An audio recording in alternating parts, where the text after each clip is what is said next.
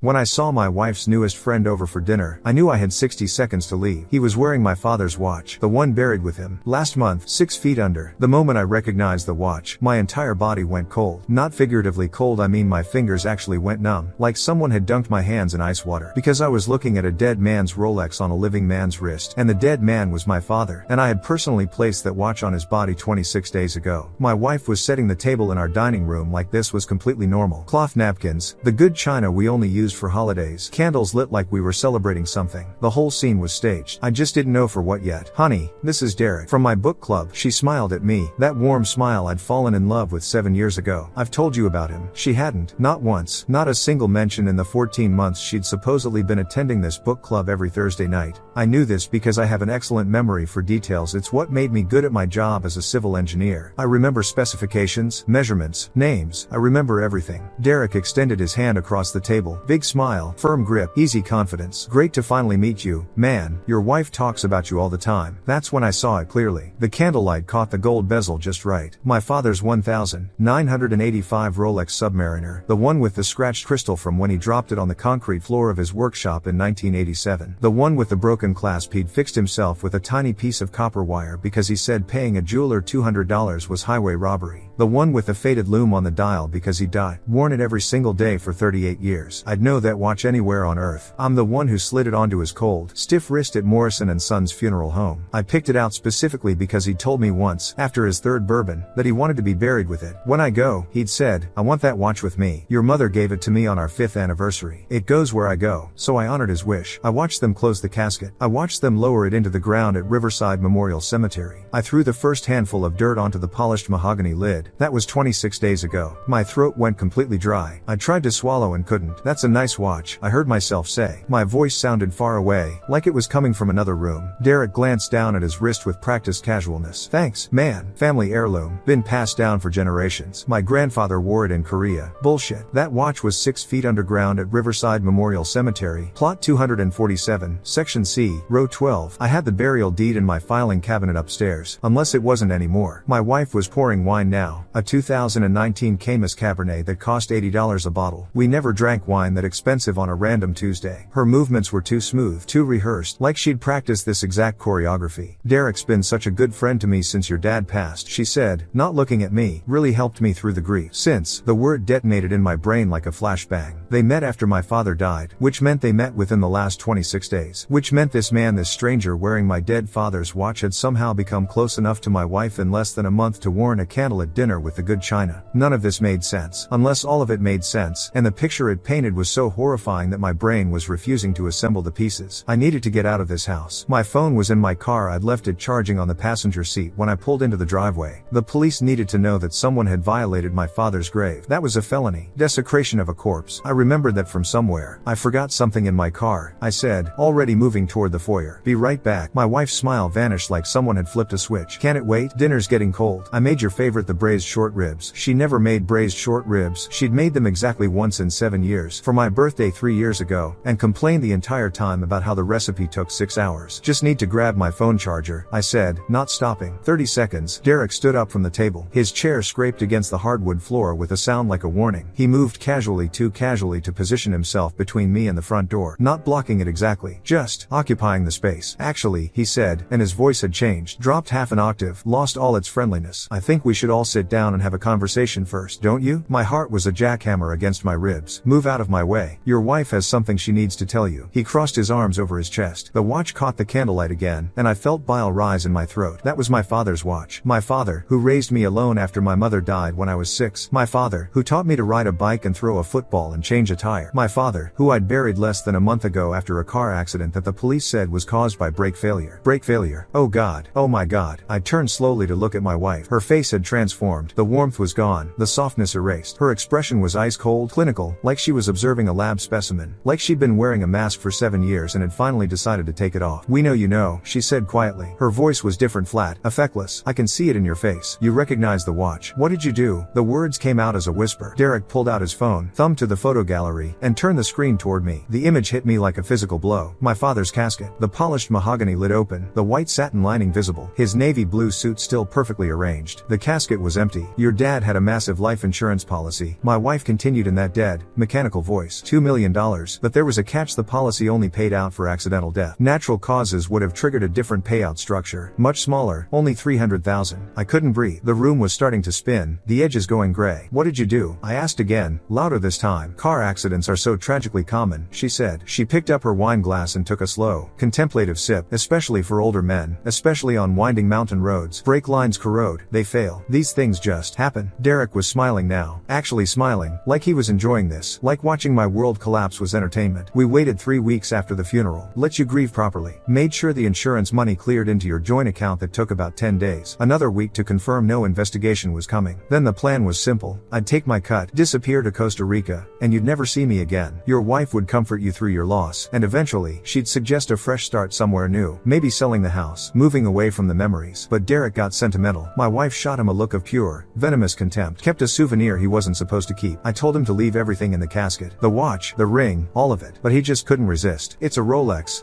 Derek said defensively. A vintage Submariner in near mint condition. That's worth 40 grand easy. You wanted me to leave 40 grand in the ground? I wanted you to follow the plan. Her voice could have frozen water. Now we have a complication. I was backing toward the door now, my legs moving on autopilot while my brain screamed at me to run. You killed my father. You murdered him for insurance money. We helped him along. She shrugged. The casualness of the gesture made my stomach heave, like she was talking about putting down a sick dog. He was 72. He had high blood pressure and bad knees, and he was going to leave everything to that stupid animal shelter anyway. You know he changed his will last year? Left almost his entire estate to the Riverside Animal Rescue. You would have gotten the house and maybe 50,000 in savings. This way, you inherit the full insurance payout. We split it 3 ways. Everyone wins. Except my father is dead. You murdered him. You cut his brake lines and killed him. Semantics. She waved her hand dismissively. He was going to die eventually. We just accelerated the timeline and made sure it happened in a way that was financially beneficial to everyone involved. Derek stepped closer to me, crowding my space, using his size to intimidate. He was bigger than me, maybe 6'2", 200 pounds. I'm 5'10" and 170 soaking wet. If this turned physical, I was going to lose. Here's what's going to happen, he said, his voice low and reasonable, like he was explaining something to a child. You're going to walk upstairs, take a Xanax, take a sleeping pill, whatever helps you relax. Go to bed. We're going to finish our wine, have a pleasant evening, and leave through the back door around midnight. You'll wake up tomorrow, and this will all feel like a bad dream. You keep your share of the money that's still over $600,000 after we take our cuts. You never mention this to anyone, and we all go on with our lives. Simple. And if I don't, my wife set down her wine glass. When she spoke, her voice dropped to barely a whisper, intimate and terrifying. Then you have a tragic accident too. Grief makes people do terrible things, Marcus. Sometimes widowers can't cope with the loss. They spiral. They drink too much. They take too many pills. An entire bottle of oxycodone. You still have your father's prescription in the medicine cabinet, don't you? So sad. So preventable. Your brother would inherit everything, and he's not nearly as observant as you are. The threat hung in the air like poison gas. I calculated my options in a fraction of a second. The front door was 12 feet away, blocked by Derek. The back door was through the kitchen, past my wife. The windows were old and painted shut. I'd been meaning to fix them for 2 years. My phone was in the car. The house phone was in the kitchen. I was trapped. Unless I wasn't. I bolted for the front door. I didn't try to go around Derek. I went straight at him, dropping my shoulder like I was back on my high school football team. I'm not a big guy, but I'm fast, and I had pure adrenaline-fueled terror propelling me forward. He wasn't expecting it. My shoulder caught him in the solar plexus, and I heard the breath explode out of him as he stumbled backward. But he was bigger, stronger, and he recovered fast, too fast. His hand clamped around my arm and yanked me backward with brutal force. I hit the hardwood floor so hard my vision went white. All the air left my lungs. Before I could even try to get up, he was on top of me, his knee grinding into my chest, his hands reaching for my throat. Stupid, he grunted. His fingers closed around my neck. So fucking stupid. We gave you an out. We gave you a choice. You could have walked away with 600 grand and a dead father you were going to lose eventually anyway. But you had to make it difficult. I couldn't breathe. His hands were like iron bands, crushing my windpipe. My vision was starting to tunnel, darkness creeping in from the edges. I clawed at his wrists, but I might as well have been trying to move concrete. This is it, I thought. I'm going to die on my own floor, murdered by the same people who killed my father, and no one will ever know the truth. That's when the front door exploded inward. The frame splintered, the deadbolt tore through the wood like it was cardboard, and then there were flashlights, blinding and everywhere, and voices shouting commands that echoed off the walls. Police, hands where we can see them. Now, get on the ground. Derek's hands released my throat. I sucked in air, my lungs burning, my vision swimming with spots. I heard my wife scream something, not words, just a sound of pure pure rage and disbelief, and then the crash of breaking glass. Her wine glass hitting the floor, red spreading across the hardwood like blood. I looked up, still gasping, still trying to make sense of what was happening. My brother Eric was standing in the doorway behind 6 police officers in tactical gear. He was holding up his phone, the screen facing the room, the red recording dot visible even from where I lay on the floor. "Got everything," he said. His voice was shaking, but his hand was steady. Every single word. It took me 3 days to piece together what had happened. 3 days of police interviews and hospital visits and the kind of emotional shock that makes time move strangely, stretching some moments into hours and compressing others into nothing. Eric told me later, over coffee in the hospital cafeteria while I was being treated for the bruising on my throat, that he'd suspected something was wrong from the beginning. It was the brake lines, he said, staring into his cup like it held answers. Dad was obsessive about car maintenance. He had that Buick serviced every 3,000 miles like clockwork. New brake pads every 18 months whether they needed it or not. He would have noticed if something was wrong. "You didn't say anything at the funeral." What was I going to say? "Hey, sorry our father is dead, but I think maybe someone murdered him?" I had no proof, just a feeling that something didn't add up. He took a long drink of his coffee, so I started watching, paying attention, waiting for what? I didn't know. Something. Anything. He set the cup down. "Then I saw your wife at Whole Foods 3 weeks ago. She was with a guy, tall, dark hair, expensive watch. They weren't being obvious about it, no hand holding or anything, but the body language was wrong. The way she leaned into him when she talked, the way he touched her elbow when they walked. That's not how you act with someone from a book club." "You followed them?" I followed him. Watched him get into a silver BMW with Nevada plates. Ran the plates through a buddy of mine at the DMV. Don't ask how. It's technically illegal and got a name. Derek Vance. Then I started digging. Eric had always been the more suspicious of the two of us. He'd spent 8 years as a military police investigator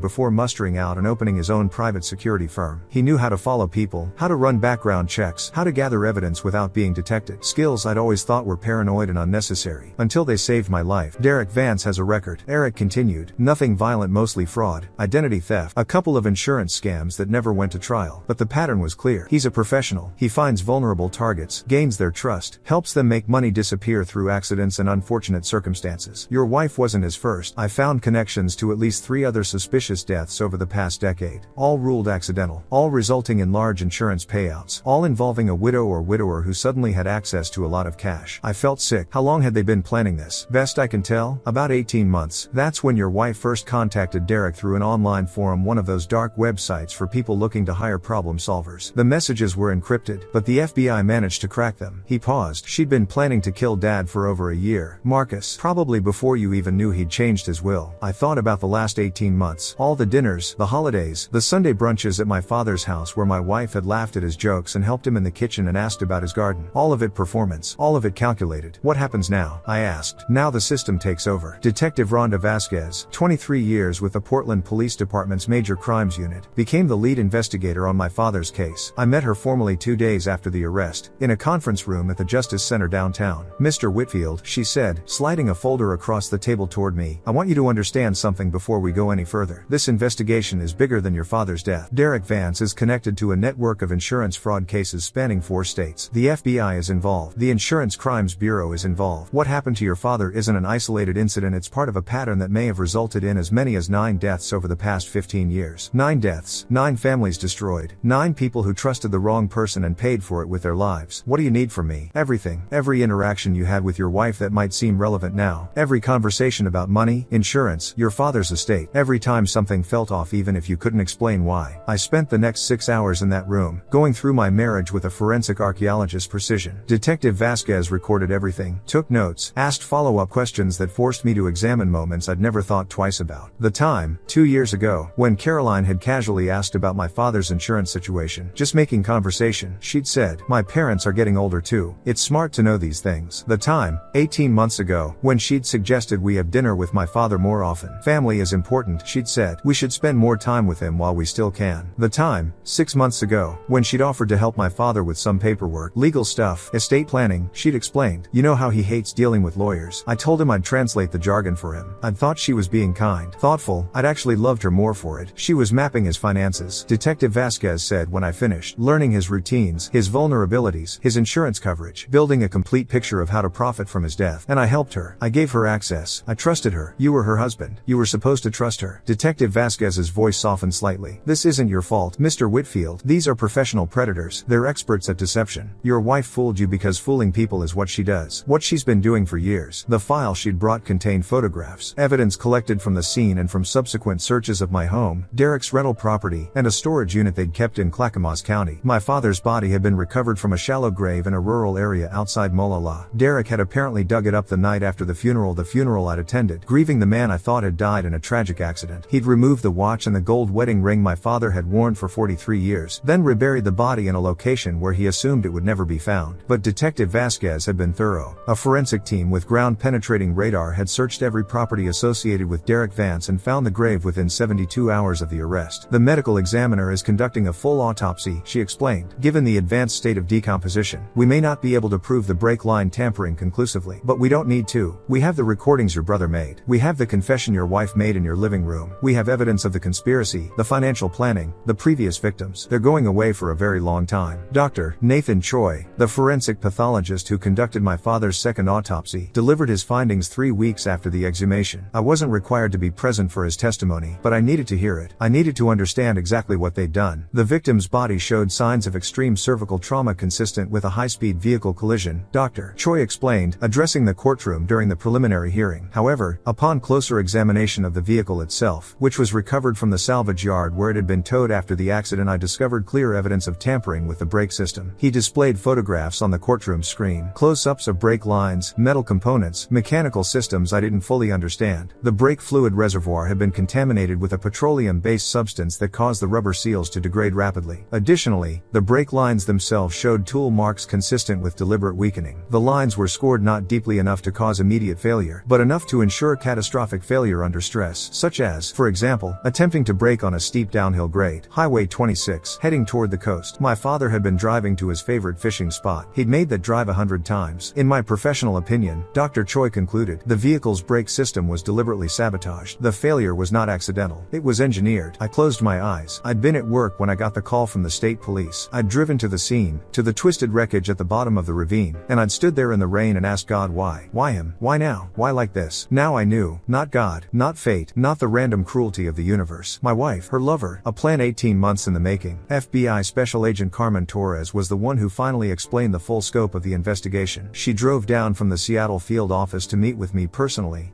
A professional courtesy she said I'd earned by nearly dying to expose a criminal conspiracy. Derek Vance, real name Derek Michael Holloway, has been on our radar for almost a decade, she said. We were sitting in my living room, the same room where he'd tried to strangle me 3 weeks earlier. I hadn't moved the furniture. I didn't know why. Maybe I needed the reminder. He operates as a kind of freelance consultant for people looking to commit insurance fraud. Usually it's arson, burn down a business, collect the payout. But occasionally, for the right price, he facilitates more permanent solutions. Murder for hire, essentially, though he's careful never to leave fingerprints. His clients do the actual killing, or at least the planning. He provides expertise, logistics, sometimes alibis. He takes a percentage of the payout, usually between 30 and 40%, and disappears before anyone starts asking questions. How many? Confirmed? 3. Suspected? At least 6 more, including your father. We're still investigating. Some of these cases go back 15 years, to when Holloway was first getting started. He's evolved, gotten smarter, harder to catch. But you caught him now, because he got sloppy. Agent Torres almost smiled. He kept that watch.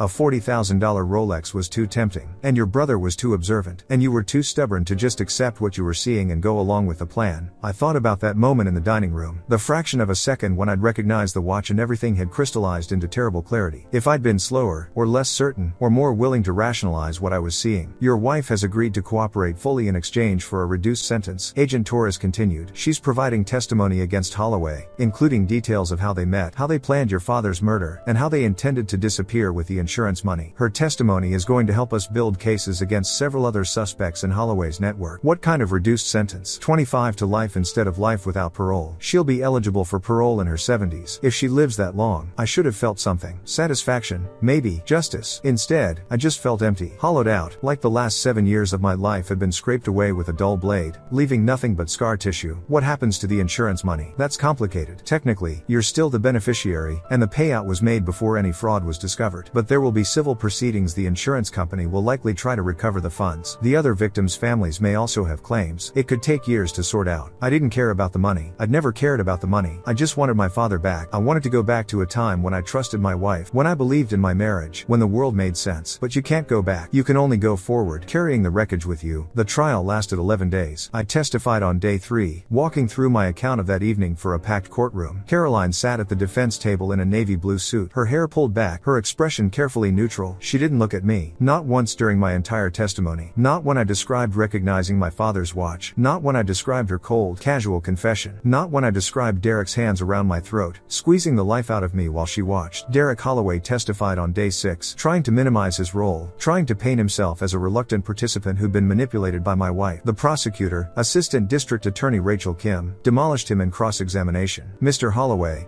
isn't it true that you've been connected to at least 6 other suspicious deaths resulting in insurance payouts over the past 15 years? Those are allegations. Nothing was ever proven. Isn't it true that you maintain a website on the dark web where you advertise your services as a consultant for people looking to profit from accidents? I don't know what you're talking about. Isn't it true that Caroline Whitfield paid you $75,000 as a down payment for your services, with another $150,000 due after the insurance claim was successfully processed? He didn't answer. He just stared at the table in front of him, his jaw tight, his eyes empty. The jury deliberated for 4 hours and 17 minutes. Guilty on all counts, both of them. Derek Holloway was sentenced to life without the possibility of parole for first-degree murder, conspiracy to commit murder, and a litany of fraud charges that added decades to his sentence even if the murder conviction was somehow overturned. Caroline received her negotiated sentence, 25 years to life. The judge, in his remarks, called her a predator who wore the mask of a loving wife while systematically planning the murder of a man who welcomed her into his family. She still didn't look at me, not even when the bailiffs led her away in handcuffs. Eric found me afterward, sitting on a bench outside the courthouse. The sun was setting, painting the sky in shades of orange and red, and I was just sitting there, not thinking, not feeling, just existing in the empty space where my life used to be. It's over, he said, sitting down next to me. Is it? The trial is. The legal part. He was quiet for a moment. The rest takes longer. I nodded. I'd been seeing a therapist twice a week, a patient woman named Dr. Amelia Washington who specialized in trauma and grief. She'd helped me understand that I was processing 2 separate losses simultaneously.